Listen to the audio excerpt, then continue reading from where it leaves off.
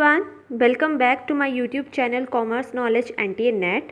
तो आज के वीडियो में हम डिस्कस करेंगे टैक्स इंसिडेंस के बारे में, जो कि unit number 10 income tax and corporate tax planning का एक इम्पॉर्टेंट कॉन्सेप्ट है, जिसमें हम पढ़ेंगे इंडियन इनकम के बारे में, फॉरेन इनकम के बारे में और taxability of Indian income and foreign income. तो इस वीडियो को शुरू करने से पहले आपको बता दूं कि अगर मेरे चैनल पर आप बिल्कुल नए हैं तो चैनल को सब्सक्राइब कर दीजिए, और साथ ही साथ अगर आपको पीडीएफ नोट्स चाहिए हो या एमसीक्यूज चाहिए हो तो आप मुझे टेलीग्राम ग्रुप में ज्वाइन कर सकते हैं। लिंक जो है वो डिस्क्रिप्शन में मिल जाएगा। तो चलिए जल्दी से आज की क्लास शुरू करते हैं। सबसे पहले हम बात करेंगे इंडियन इनकम और फॉरेन इनकम के बारे में, कि इंडियन इनकम क्या होती है और फॉरेन इनकम क्यों होती है। ये हमें पढ़ना इसलिए ज़रूरी होता है क्योंकि जब भी हम किसी पर्सन की टैक्स लायबिलिटी का पता लगाते हैं तो उसका हमें ये पता होना चाहिए कि उसकी इनकम कौन सी इनकम है, इंडियन इनकम है या फॉरेन इनकम है। बिकॉज इंडियन इनकम की टैक्सेबिलिटी अलग तरह से होती है और फॉरेन इनकम की टैक्सेबिलिटी अलग तरह की होती है। अगर आपने रेजिडेंशियल स्टेटस नहीं पढ़ा है, जो कि इससे बिल्कुल पिछले वाली वीडियोज़ है, तो उसे ज़रूर पढ़िए। उससे ही आपको ये आगे वाले कॉन्सेप्ट्स अच्छे से समझ आएंगे, अदरवाइज़ आप जो हैं वो कन्फ्यूज़ होंगे। सबसे पहले हम बात करते हैं इंडियन इनकम के बारे में। इंडियन इनकम, ये तीन इसमें कंडीशंस हैं। तीनों में से अगर कोई भी कंडीशन आप फुलफिल कर देते हो तो आपकी इनकम जो होगी वो इंडियन इनकम मानी जाएगी। सबसे पहली कंडीशन क्या बोलती है? If income is received deemed to be received in India during the previous year and the same time it accrues or arise or is deemed to accrue or arise in India during the previous year। बोलने का मतलब ये है कि वे income जो कि India में क्या हुई है, या तो रिसीव हुई है या तो इंडिया में ही कमाई गई है, तो वो इनकम कौन सी इनकम होती है? वो होती है आपकी इंडियन इनकम। समझिए। सेकंड है आपका, if income received in India during the previous years but accrues outside in India during the previous year. दूसरी कंडीशन ये बोलती है कि आपकी इनकम रिसीव तो इंडिया में हुई है, लेकिन उसे कमाया कहाँ गया है? वो कमाई है आपने आउटसाइड ऑफ इंडिया। ठीक है, ये कंडीशन भी आती है, तब भी आपकी इनकम कौन सी इनकम मानी जाएगी? इंडियन इनकम मानी जाएगी। नेक्स्ट ये बोल रहा है कि if income is received in outside in India during the previous year but it accrues in India during the previous year. दूसरा ये बोल रहा है कि अगर इनकम जो है जो रिसीव हुई है आउटसाइड इंडिया हुई है प्रीवियस ईयर में, लेकिन उसे कमाया कहाँ गया है? उसे कमाया जो है वो इंडिया में गया है, तो that is called a Indian income. तो आई होप आपको इंडियन इनकम जो है वो अच्छे से समझ आ गया हो। अब हम बात करते हैं कि फॉरेन इनकम क्या होता है। ये दो कंडीशंस आपके सामने दी हैं। इन दोनों कंडीशंस में कोई भी एक कंडीशन सेटिस्फाई हो जाती है, ये दोनों ही सेटिस्फाई हो जाती हैं, तो वो इनकम आपकी फॉरेन इनकम मानी जाएगी।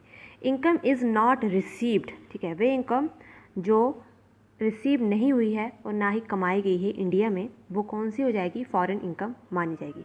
सेकंड है, इनकम डज नॉट एक्रू और अराइज, ठीक है, वे इनकम जो इंडिया से अराइज नहीं हुई है, ठीक है, तो वो कौन सी इनकम होगी? Foreign income. मतलब वे इनकम जो ना इंडिया से एक्रू हुई है, ना इंडिया में से अराइज हुई है, ना ही इंडिया में रिसीव हुई है, that is income is a foreign income. और इंडियन इनकम क्या है? वह इनकम जो इंडिया में कमाई गई हो या इंडिया में रिसीव हुई हो, ये कमाया उसे इंडिया के बाहर गया हो लेकिन रिसीव उसे इंडिया में किया गया हो, या फिर जो उसे मतलब कमाया जो है वो आउटसाइड इंडिया गया हो और रिसीव जो है वो इंडिया में किया गया हो, तो वो आपकी इंडियन इनकम मानी जाती है। तो यही डिफरेंस है इंडियन इनकम और फॉरेन इनकम में। नेक्स्ट हम पढ़ते हैं इसकी टैक्सेबिलिटी के बारे में। हाँ जी, ये है आपका, मैंने छोटा सा ओवरव्यू बता दिया है कि टैक्सेबिलिटी किस तरह से होती है इंडियन इनकम और फॉरेन इनकम की। अगर आपकी इनकम इंडियन है, ठीक है, इंडियन इनकम है, मतलब इंडिया में कमाई गई है, इंडिया में रिसीव हुई है, ये कमाई आउटसाइड गई है, रिसीव इंडिया में हो गई है, तो ठीक है, वो कौन सी है? Indian income. तो वो रेजिडेंट और ऑर्डिनरी रेजिडेंट के लिए भी टैक्सेबल होगी, रेजिडेंट नॉट ऑर्डिनरी रेजिडेंट के लिए भी टैक्सेबल होगी, और नॉन रेजिडेंट के लिए भी टैक्सेबल होगी। मतलब तीनों के तीनों रेजिडेंशियल स्टेटस में इंडियन इनकम क्या होती है? टैक्सेबल होती है। ठीक है, इंपॉर्टेंट है आपके लिए, प्रीवियस ईयर्स में इस तरह से क्वेश्चंस पूछे जाते हैं। नेक्स्ट है फॉरेन इनकम। फॉरेन इनकम, अगर आपकी इनकम फॉरेन है, इंडिया में नहीं कमाई गई है, ना ही इंडिया में रिसीव हुई है, ना ही इंडिया से अराइज हुई है, तो वो है आपकी फॉरेन इनकम। तो फॉरेन इनकम होगी तो वो रेजिडेंट और ऑर्डिनरी रेजिडेंट के केस में क्या होगी? टैक्सेबल होगी। रेजिडेंट तो है लेकिन नॉट ऑर्डिनरी रेजिडेंट है, तो नॉट टैक्सेबल होगी, और नॉन रेजिडेंट के लिए भी टैक्सेबल नहीं होगी। ठीक है। तो यही डिफरेंस है इंडियन इनकम और फॉरेन इनकम में, ठीक है। हमेशा इसमें से क्वेश्चन पूछा जाता है, अगर आपको रेजिडेंट ऑर्डिनरी रेजिडेंट या नॉन रेजिडेंट या रेजिडेंट नॉट ऑर्डिनरी रेजिडेंट के बारे में नहीं पता है तो आई बटन पे एक वीडियो आ रही होगी, जल्दी से वीडियो को देखिए, बहुत ज़्यादा इंपॉर्टेंट है आपके लिए रेजिडेंशियल स्टेटस के बारे में पढ़ना।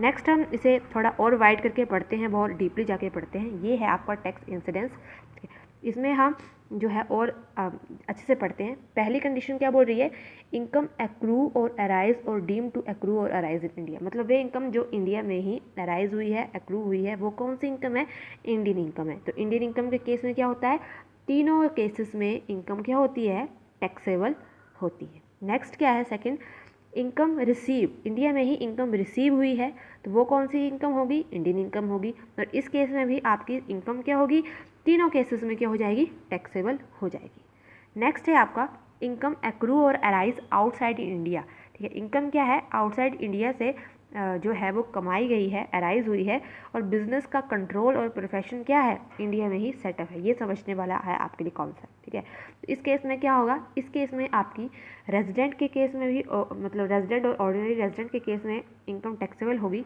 रेजिडेंट नॉट ऑर्डिनरी रेजिडेंट के केस में भी इनकम टैक्सेबल होगी, लेकिन नॉन रेजिडेंट के केस में आपकी इनकम टैक्सेबल नहीं होगी। इंपॉर्टेंट है, इसमें से क्वेश्चन आता है। नेक्स्ट है आपका इनकम एक्रू और arise outside India and business का कंट्रोल भी इंडिया के बाहर है, मतलब फॉरेन इनकम है। तो इस केस में फॉरेन इनकम क्या होता था, सिर्फ रेजिडेंट के केस में, रेजिडेंट ऑर्डिनरी रेजिडेंट के केस में टैक्सेबल होती है, और अदर्स के केस में क्या होती है, ये नॉन टैक्सेबल होती है। तो आई होप आपको सारा का सारा जो कॉन्सेप्ट है, सारा का सारा ये कॉन्सेप्ट जो है वो अच्छे से समझ आ गया होगा। तो यही था आज की वीडियो में। तो मुझे विश्वास है कि आपको आज का कॉन्सेप्ट जो है वो अच्छे से समझ आ गया होगा। और ज़्यादा वीडियोस को देखने के लिए मेरे चैनल को सब्सक्राइब कीजिए। और अगर आप एनडी नेट की प्रिपरेशन कर रहे हैं तो आपको पेपर 1 और पेपर 2 दोनों की वीडियोस प्लस नोट्स जो हैं वो आपको टेलीग्राम ग्रुप में मिलते रहते हैं। तो प्लीज़ जल्दी से जाइए टेलीग्राम ग्रुप को ज्वाइन कीजिए, मेरे चैनल को सब्सक्राइब कीजिए और अपने दोस्तों के साथ ज़रूर शेयर कीजिए। और किसी तरह का कोई भी क्वेरीज़ है तो आप जो है कमेंट सेक्शन में लिख सकते हैं, अपने सजेशंस भी देख सकते हैं। तो thank you so much learners, bye bye.